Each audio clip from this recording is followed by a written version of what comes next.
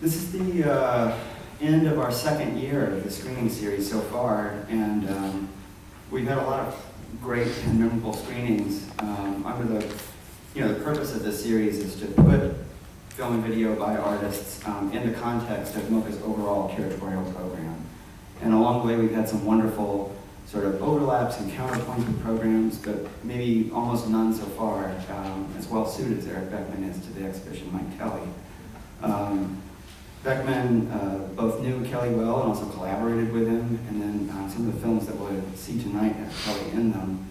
And of course, as you're about to see, she's also an incredible artist and filmmaker in her own right, and actually bridges the gap between the two. Now, there should be a gap, but of course, sometimes they're either can be perceived as one or is one in reality between the worlds of fine art and film, but these are actually seamless in bridging them. I personally first encountered Ericka Beckmann's work at the New York Film Festival in 2002, where Switch Center was premiered, which we'll actually end tonight's program with. And I can honestly say that it looked like nothing else in the festival, and in some ways I wasn't prepared for it, and I'm excited to be able to revisit it again. For me, anyway, Ericka Beckmann's work is a powerful, if enigmatic combination of dance, animation, and a use of gameplay as a structuring device that often produces a historical or social commentary that is at the same time ideological and even satirical. She's often associated with other artists of the pictures generation, which in her case doesn't mean the use of a strategy of appropriation, but maybe the repurposing of the style or the language of something like advertising to create, and I hope this isn't too much, avant-garde, anti-establishment jingles. Formally, there might be compositional links to the German abstract animator Oskar Fischinger, but in Beckmann's work, there's a greater emphasis on repetition and therefore duration. In many ways, the work defies genre or categorization altogether, and the experience of watching the films is actually difficult to describe. That certainly hasn't stopped people from trying. Almost since the beginning, it seems, there's been an incredibly rich history of writing about Beckmann's work. Jim Hoberman, in his catalog for homemade movies, described it as a cross between Max Fleischer and Oskar Fischinger. Max Fleischer, of course, the incredible jazz and cannabis-inspired cartoonist who gave us Bimbo and Betty Boop. Amy Taubin, in her catalog essay for Beckmann's recent retrospective at the Tate, said that Beckmann was one of a loose-knit group of artists who carried minimalism out of the 60s by marrying it to punk three-chord narratives. Hoberman again, this time in Artforum, said that her first film that he saw reminded him of a high school gym class conducted by George Méliès and a space designed by Giorgio de Chirico. My personal favorite, though, is Bruce Jenkins, who describes The Broken Rule, which is the first film we'll see in tonight's program, as a sort of Marxist musical. When I read that and saw the film, and it resonated, it recalled for me a passage from Gilles Deleuze, writing in his book, Cinema 2, The Time Image, about the musical sequence in Busby Berkeley films, but also musical comedy more generally. I just wanted to read that to you. Musical comedy outlines a dreamlike world as it goes. In Berkeley, the multiplied and reflected girls form an enchanted proletariat, whose bodies, legs, and faces are the parts of a great transformational machine. The shapes are like kaleidoscopic views that contract and dilate in an earthly or watery space, and changing into each other end up as pure abstractions. Of course, even in Berkeley, and all the more in musical comedy in general, the dancer or couple retain an individuality as creative source of movement. But what counts is the way in which the dancer's individual genius, his or her subjectivity, moves from a personal motivity to a super-personal element, to a movement of world that the dance will outline. And that really made me think of Mike Kelly in The Broken Rule. And it's certainly a film that responds and capitalizes on his personal genius, but in which he and all the other incredible performers in the film, and if you look at your program notes, you'll see there's some other pretty heavy hitters in there, in which they become part of the transformational machine of the film itself. So I just wanted to remind you there'll be another screening on Sunday at Filmforum, which is a complimentary program, and that'll continue to show the range and diversity and breadth of this work. So I hope you'll definitely join us for that as well. And without further ado, it's my great pleasure to introduce Ericka Beckmann.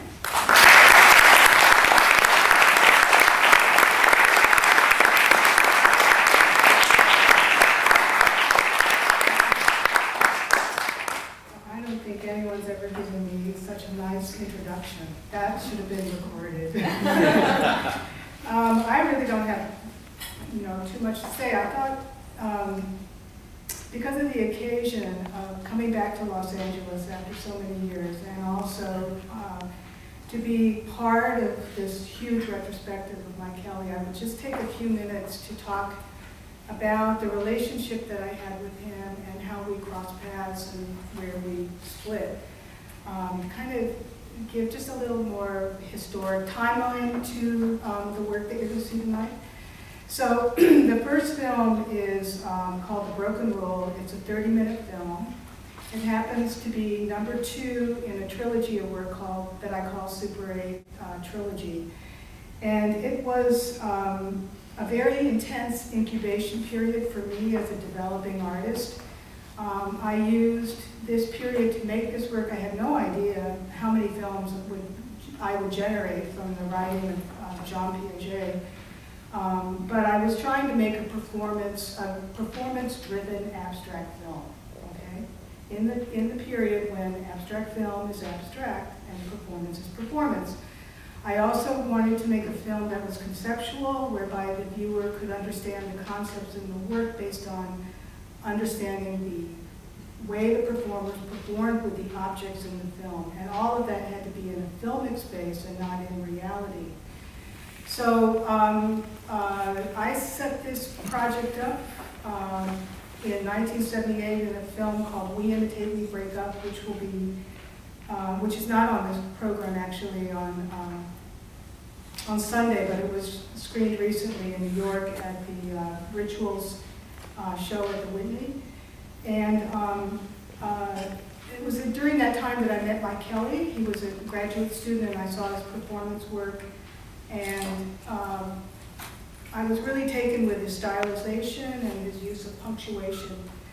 For me, my work relies on rhythmic structures and on repetition and a lot on visual qualities that share compositional elements with music. And I saw Mike as an incredible performer, and I asked him if he would perform in my second film, The Broken Rule. So I was in LA in 1978 making a film. Then he moved into my apartment and took it over after he did his graduate study at Cal Arts. That became the Ardmore address for a lot of work of his. And during that time, I came back to LA the second year in 1979 and made this film with him. And our dialogue started at that point. We shared a lot of interest in how to take ideas from other things, other studies, and bring them into art. And we were very interested in learning processes, like in the abstract, like how do you make any sense of the world you're in? How can the concept in one context mean something and mean its opposite in another context? And how do you learn about what is the rational mind and how is it put together? So we had a lot of early dialogue, and after '79, after I made this film, I went back to New York in a studio that I built and made out of Hand, which is on the program on Sunday. And at that point, Mike and I continued to dialogue through letters and conversations on the phone. And he went to MCAT and made a wonderful tape called Banana Man. And then after Banana Man, I went to MCAT. Well, first, after he made Banana Man, he started, I'm going to jump a little bit. I was always telling him that he should videotape his work because he did these amazing performances that nobody could see. And he was trying to figure out what video would mean for him.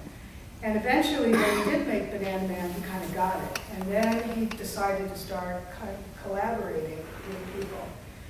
And it started with Mike and I started through writing scenarios. Like I developed a scenario for him for a monologue he did for Ajax.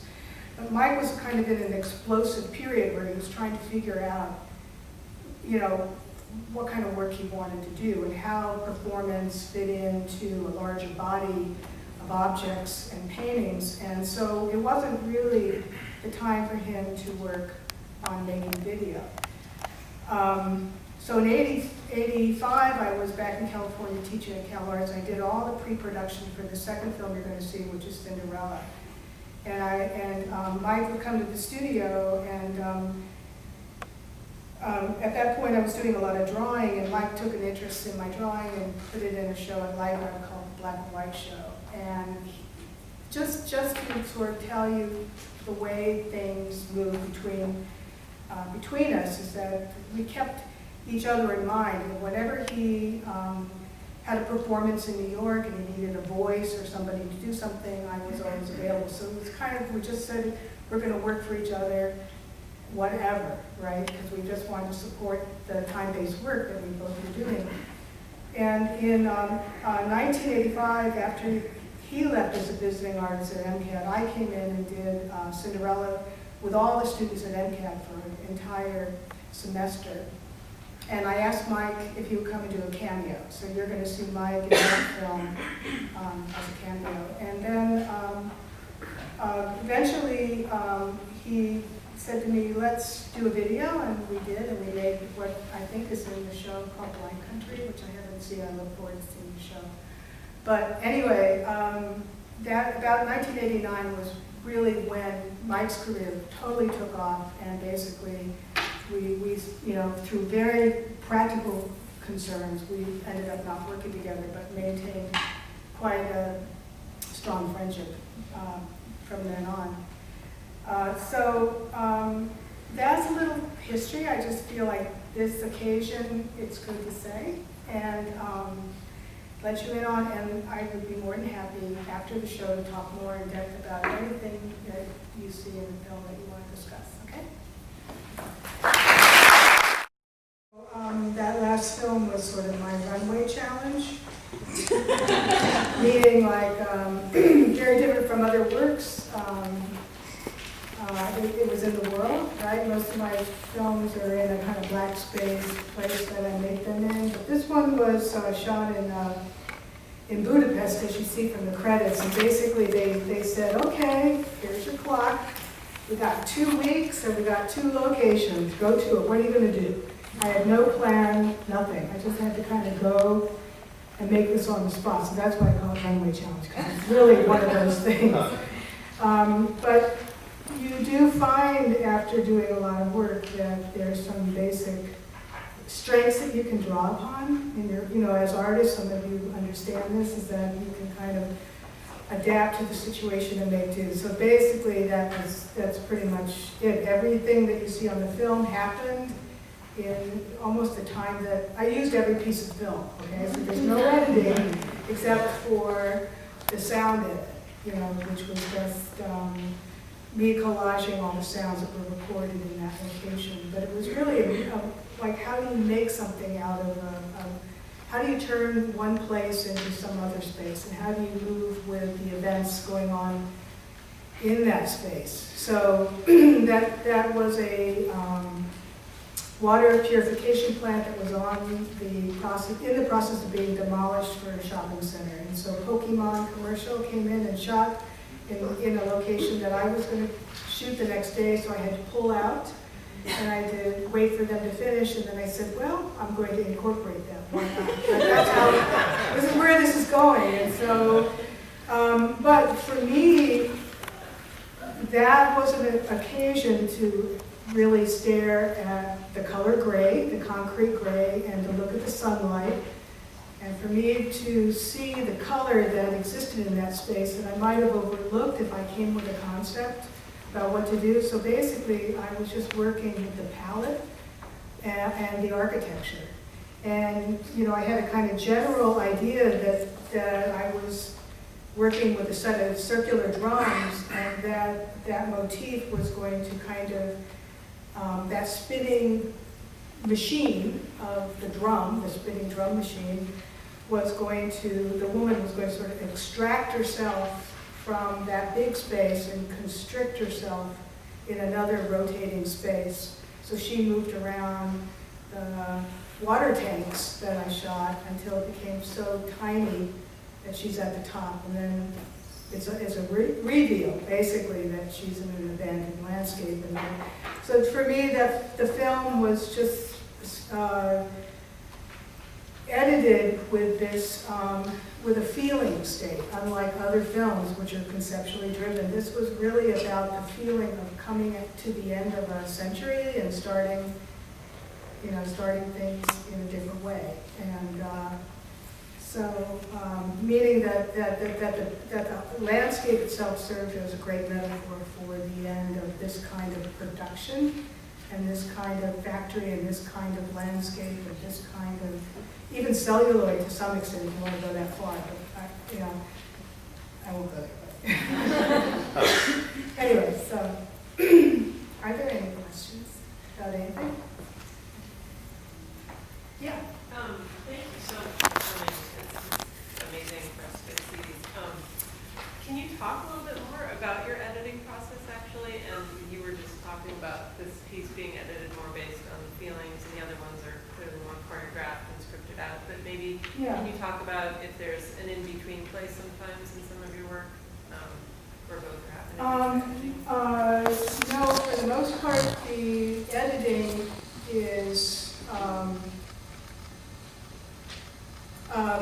Well, I mean, I do hope that you see some more work, and that may answer itself if you see some of the work. But the editing is generally, in my case, working to make more of a rhythmic structure and to bring the work closer to the track that I'm working with.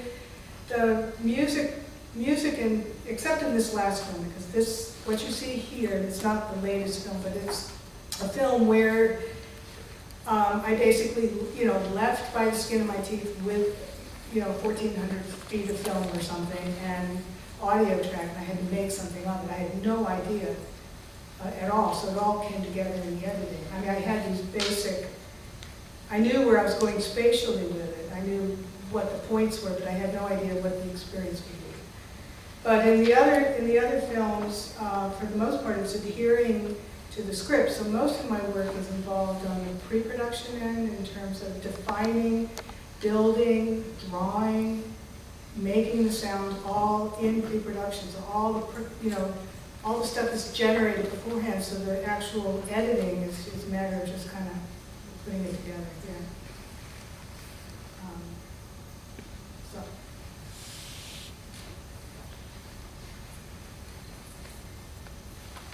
Yes, Madison. You mentioned Buster Keaton as a point of reference for Mike Taylor's gestures in Broken Rule. I was just wondering if you could talk about other possible filmic influences, either on you or on the performances. Well, there's some pretty obvious ones, like Petit Playtime, big influence. But I have to say that most of my, well, okay, I mean, you know, a big influence would be Raul Ruiz. In the early 80s, I saw his work in Paris in a Cinematheque, and he did these tiny little movies that used props and live action, very, very theatrical live action and very miniaturized animated props to get his ideas across. And so I thought his work sort of, to use your term, bridged the world between like animation and live action in a really interesting way, because he also develops these works that are very layered and very thematic, have many multiple themes running in parallel. So the breadth, and yet he seemed to make things with his very, very minimal production value. So for me, the kind of film I was interested in was where it was all hands-on for me. Like I have to do pretty much everything because it's not my work if it isn't. That's how I feel about it. So So given that, my influences traditionally have been dance and music, and mostly dance and music as the real people that I think I drew the most from, more than cinema. Although there, of course, is George Landau, who I was really taken with in terms of experimental film. Yeah, is based on drawing and kind of layout, visual layout. Like I'll do costume studies and I'll blah, blah, blah. I'll do all that with just visual designing, like on paper. And it's not a production process that's, it's not a production process that is script-based at all. For instance, Cinderella, good example. All the lyrics were extruded from pages and pages and pages of ideas. And I worked with my composer to simplify it and to put it to music. But the concepts that I was working with came from many, many, many stories, and they were just sort of condensed down to something very simple. And the same with all the materials. The Cinderella was based on this. I wanted to show the parallel relationship between like historic production and sort of transformation in a female identity. And so for me, I would draw numerous types of factories and numerous types of robots and many gowns and many hairdos and blah, blah, blah, blah, blah. And eventually, like, it just comes down to something very practical, because at Cal Arts, when I was teaching in '85, they had Vibeke Sorensen was there doing the first 3D animation. So I locked onto that and said, let's make a model of this, whatever we could do with a doll, and it's got to look sort of like this. And then I based the costuming on the computer doll. So that generated the costuming and the wig. And so it's a very fluid process, but it all comes from sketchbooks, essentially. Yeah. So for the last one we saw where you said you had a limited time to work. Yeah, that was a residency. I was invited to go for about 3 weeks to Bela Balázs Studio, which in Budapest, Hungary. And that's a famous old documentary studio and archive that had Soviet funding for years, since its inception. And then in just a couple of years before I came, they lost their funding, and the kids, the young students from the art school took it over. And it was a transitionary point. So most of my experience at that time was about being in a culture, one, as a woman, that was difficult, and two, in this intense transition for them where the students or the young people that I was working with were trying to define themselves nationalistically, like whether they had the archive, and what kind of work were they going to put out in the world? What was their branding, let's say, for national cinema? And so there was a camp that worked with me that appreciated abstract film, and then another camp that wanted to go into narrative. And so I was caught in dialectics with them about where their future was, although I didn't share that because I didn't speak the language. But it was a tensity that was going on around my production as to what is going to happen for them in the future. So that sort of fed me too, to think about, this is a turning point. And so I'm going to make this thing feel like a turning point. And so was there any kind of, you talked a lot about, sketching things beforehand. None of that. Did you have any time to do that, or you just jumped in? No, so good question. We're not talking about this, but so I would take little photographs, get them developed in the kiosk of the locations, go home at night, listen to Hungarian radio in a Soviet artist apartment. Like a studio in a Soviet building, workers' building, the one allocated painting studio, and I would draw around the photos and come up with the storyboards, and then I would shoot them the next day. That was it. Yeah. Yeah. Can you talk a little bit about your sense of humor and how humor operates for you in your work? Well, I mean, I don't find, maybe you guys are laughing. Right? Not me at all. I think it's the kind of humor that catches you off guard and makes you uncomfortable. That's where I'm at with that. And so the way things, like in Cinderella, I really felt like I needed to play with word games and double meanings because the stories of Cinderella are filled with double meanings. You know, it's, and I've said this many times in talking about the film, and I'll make it really brief, but the stories that I found were crazy. Really crazy. They were all, most of them, the ones which are, you know, archived and nobody looks at unless you do research. It's really about a young woman who doesn't have a father to give her away in marriage and has to kind of hide her identity to go out and work in a place, right, somewhere. And so there's a lot of things that she has to do to disguise herself, and a lot of humiliation that she kind of has to put up with and steer around. So that was, you know, so I wanted to kind of provoke a little bit of that, I think, in the film, was to kind of get at some of the underside, you know, kind of uncomfortable undersides. But I'm not sure, but, you know, I'm not thinking about humor per se, I'm just kind of interested when I feel like I'm going to laugh, you know, in making it. Like there's some images that really make me laugh when I'm making them, because they fill me with that kind of pleasure, and so I let them, you know, I let that happen, I think. Yeah. Yeah, Jamie. Hey, so for me, some of the humor comes from the image-sound relationship.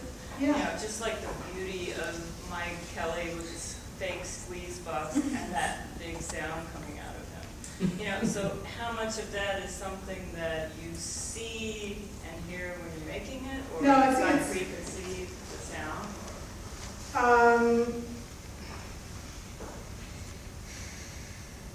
Well, you know, that was, I wanted to establish Mike Kelly as a kind of character that is the orchestrator. Like he's, you know, he's two things. It's hard for me to remember, believe me.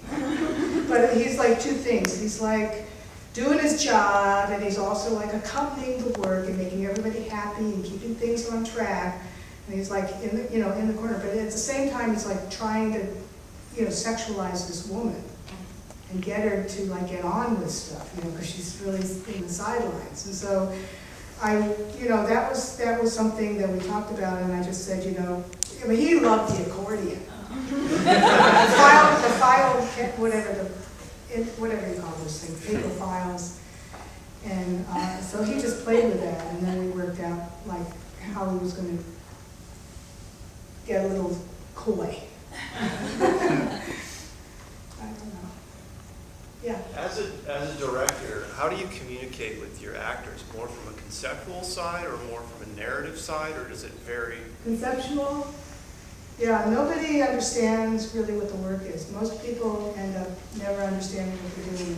Sure, so how do you talk to them? Well, like, okay, so good question in terms of the broken rule, because these are like, my dialogue at this particular time was really focused in LA with Mike Kelly and with Matt Mulligan in New York. And so we already had a basis of like what they already understood in an intimate way what I was trying to do, and our dialogue was back and forth. It wasn't just about me, it was about what they're doing and, you know, deepening the dialogue for each other. And in a lot of the films, like the ones on Sunday too, they're sports. And so I can, well, in the case of the Broken Rule and You the Better, they're sports. And so I basically had them play games. And, you know, shoot them, tell them exactly what they're doing and kind of gear them up for what that is. That we're just playing a game, and then in the case of this one, not the last one, but Cinderella, I explained that we're doing a lot of sort of Rube Goldberg style mechanical things with your body, and somehow this is all going to fit together. But that film had the main character obviously had to did not know what we were doing, but had to do all the vocal work and get it right. So she had a sense of what the lyrics were, where they were going ahead of time. But I try my thing with actors is, and performers, I call them performers, not actors, because most of them are not by any means actors, is that I explain the concept of what we're doing and why they're a performer in the piece and what I'm looking for in their performance. And because in the film that's showing on Sunday, Hiatus, there is a narrative to that I would explain that to them, that there's a narrative behind it, but more importantly is their characterization of what they are, how, in the case of my female character in that film, it was all choreographed. So I had to work with her on very, very concrete, choreography. And so it lends itself more to performance, I think, than to, discussing a narrative and getting down to a character. It's about how the scene, where the scene, like taking the scene as its entirety, and nothing, and it's not attached to anything, and what is going to go on in the scene, and how to perform it. Yeah. Yes. I've seen photographs from recent exhibitions where you actually pair, like for example from Cinderella, the large melting bucket with the video, and I'm wondering kind of how that came about, including three-dimensional objects with your film. Right.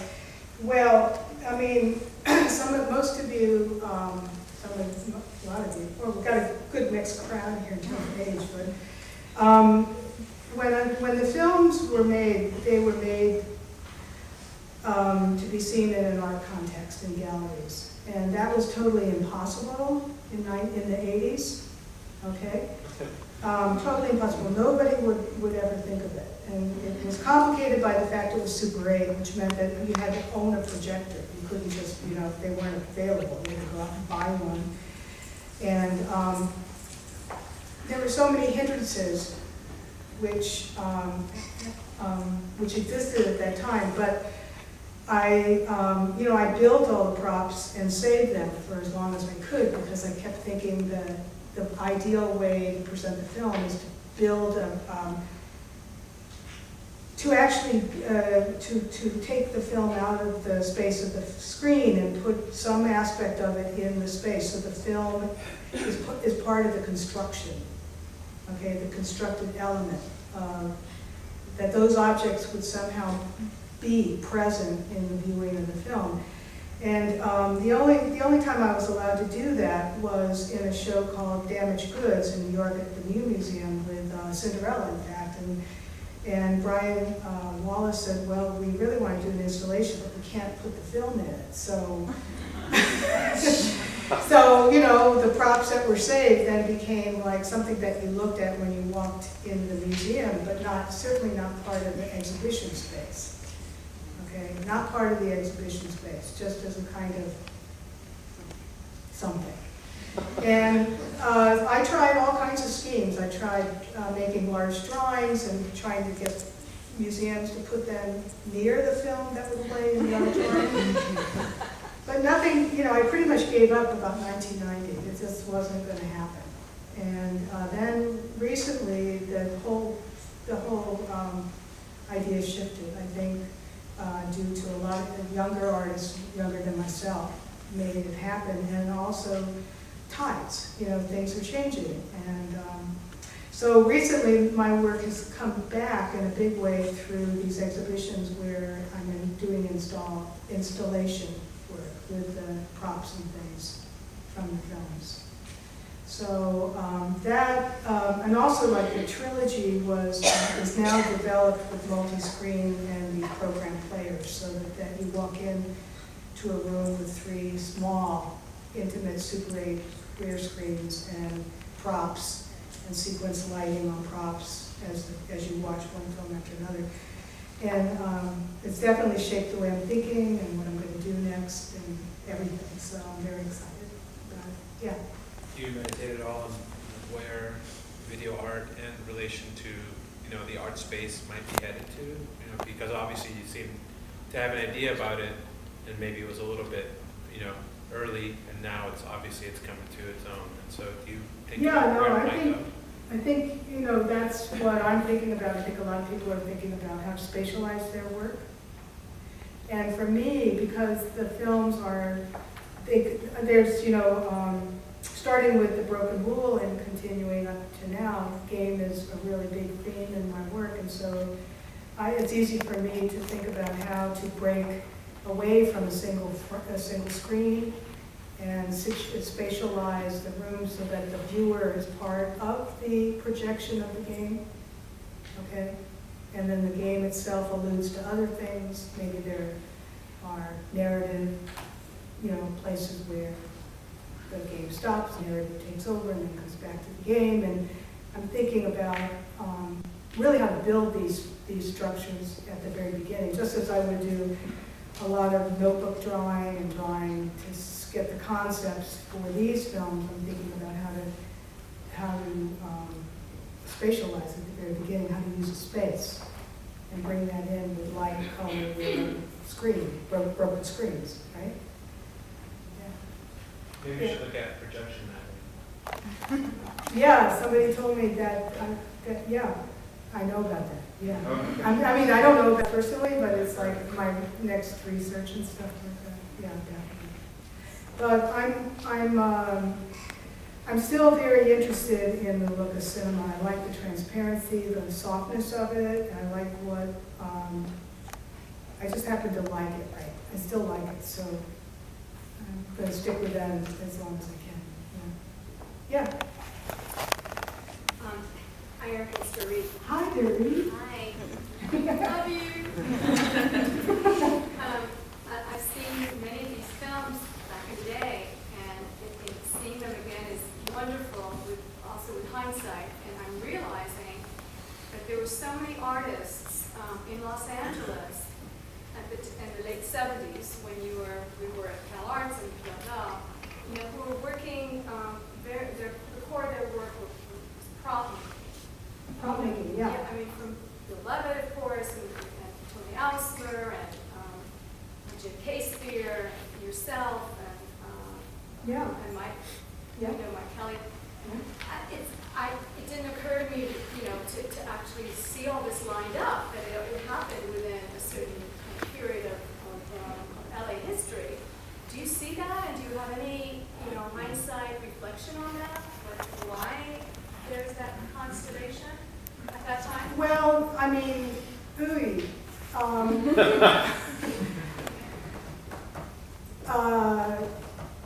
okay, well, you were around then too. Yeah. You want me to answer the question?